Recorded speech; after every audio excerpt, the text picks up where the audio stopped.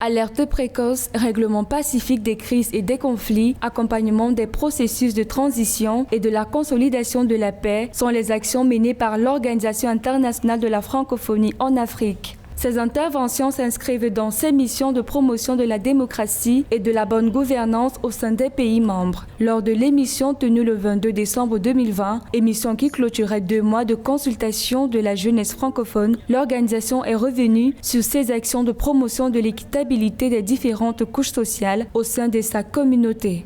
L'Organisation internationale de la francophonie dans ses missions contribue à l'ancrage de la démocratie et à l'enracinement de l'état de droit dans l'espace francophone. Si elle veut implémenter une bonne gouvernance en Afrique, elle se doit de prévenir les dérives que nous voyons aujourd'hui. Cela passe par une éducation solide qui conduit tout citoyen au respect des règles prescrites, lesquelles règles sont pour le bien-être du peuple.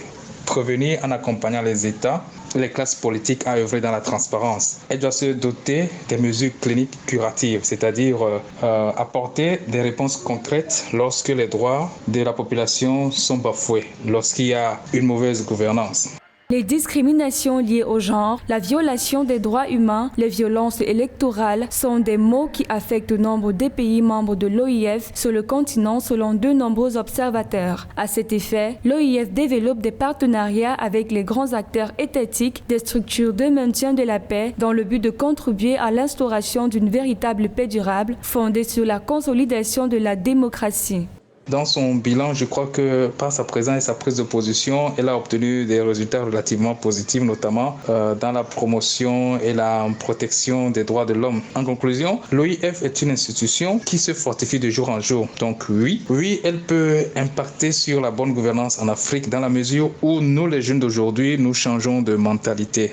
Soulignons que l'objectif de l'OIF est de participer à l'émergence d'une vision stratégique qui rassemble les États francophones autour des enjeux de maintien de la paix et d'appuyer l'opérationnalisation de leurs capacités. En cette année marquant son 50e anniversaire et 20 ans d'existence de la déclaration de Bamako pour la démocratie en Afrique, l'OIF est plus que jamais consciente de l'impératif à œuvrer pour un véritable état de droit qui soit au service des plus vulnérables.